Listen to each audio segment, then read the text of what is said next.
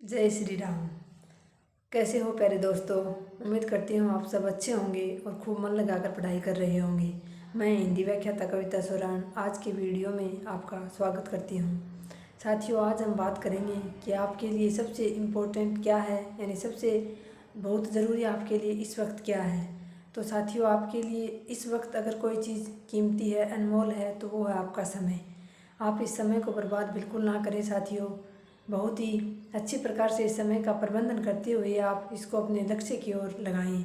इसका हमेशा सदुपयोग करें, बिल्कुल भी इसका दुरुपयोग ना होने दें साथियों। अगर इस समय आप समय को बर्बाद कर रहे हो तो आपको तो पता ही है आने वाला समय आपको बर्बाद कर देगा।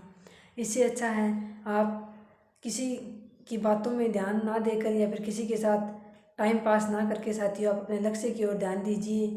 टाइम ही एक ऐसी चीज़ है जो आपको आपकी कदर दुनिया से करवा देगा साथियों। अगर आप टाइम की कदर करते हैं तो बस आपको डटे रहना है, अपने लक्ष्य की तरफ लगातार निरंतर एक गति से बढ़ते जाना है।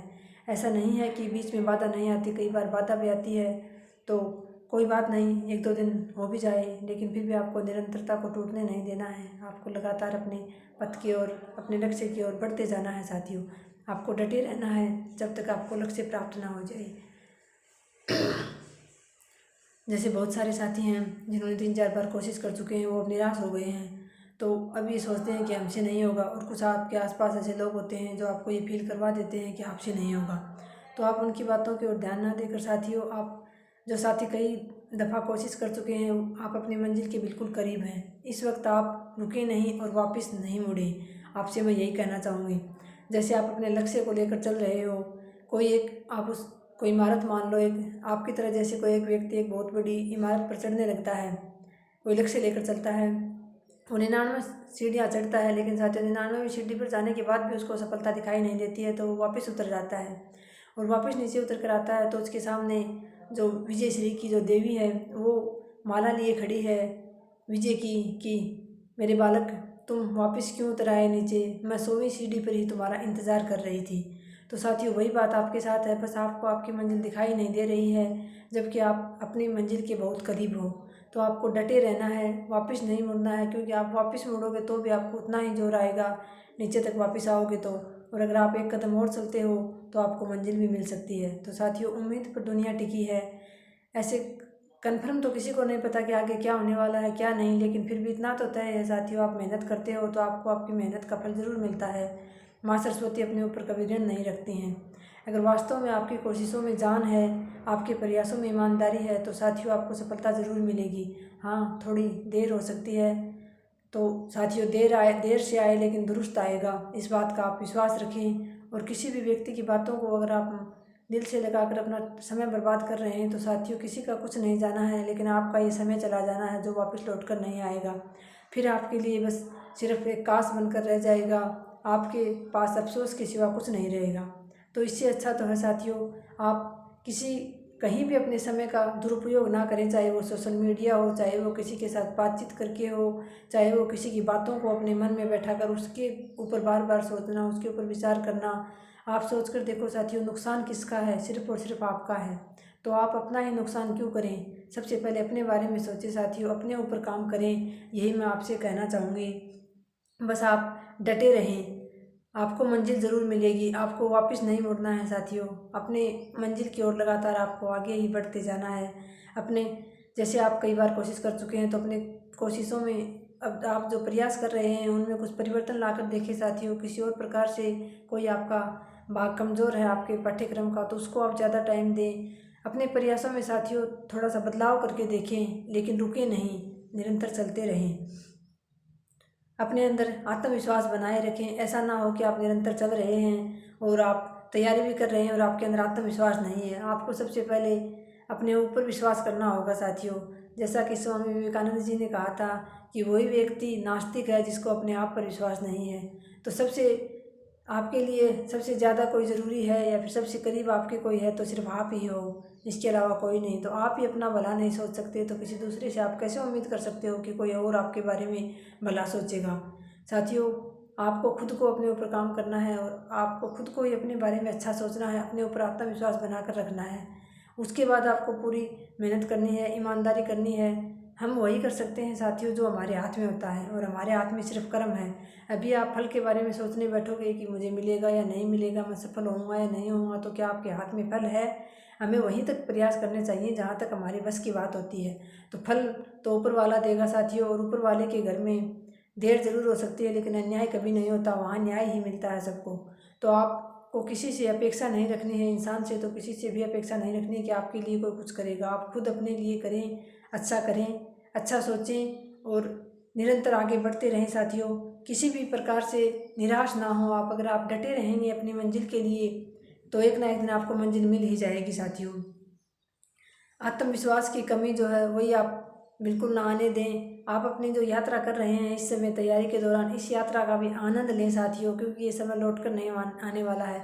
आप दुखी मन से ना पढ़ें कि ये तो मुझे पढ़ना ही पड़ेगा, इतना पाठ्यक्रम है, ये नहीं है। खुश खुश होकर पढ़ने की कोशिश करो कि हाँ आज तो मुझे, जैसे हिंदी की बात करूँ तो जैसे कि आज तो मुझे प्रयोगवाद पूरा करना है, आज मुझे प्रगतिवाद पूरा करना है, या फिर हिंदी साहित्य जीके की बात करें साथियों तो जैसे आज मैं 1857 की क्रांति पढ़नी है। ऐसे आपके मन में खुशी होनी चाहिए, एक उल्लास और उत्साह होना चाहिए साथियों आपके मन में पढ़ने के प्रति, तभी आपको याद होंगे और तभी आप कामयाब होगे। वो कहते हैं ना कि आप अगर आप दुखी मन से कोई काम करते हो तो उसकी कामयाबी की फिर उतनी गुंजाइश रहती नहीं है साथियों, अगर आप कोई काम दुखी मन से करते हो तो, और आपको जोर भी ज़्यादा आता है। इससे अच्छा है आप कोई भी काम कर रहे हो अपने मन को खुश करके करो साथियों, और अपनी मंजिल पर पहुंचने आप अपनी यात्रा का आनंद लेते हुए और आगे के बारे में कल्पना करें कि जब आप मंजिल पर पहुंच जाएंगे उस दिन आपका कितना, आपके लिए वो पल कितना कीमती होगा, उसको इमेजिन करके देखें आप साथियों। कल्पना करते रहें आगे वाले आने वाले आपके सुनहरे भविष्य की, और इस समय जो आप पढ़ रहे हैं, जो कुछ भी आप कर रहे हैं उसका आनंद लें साथियों।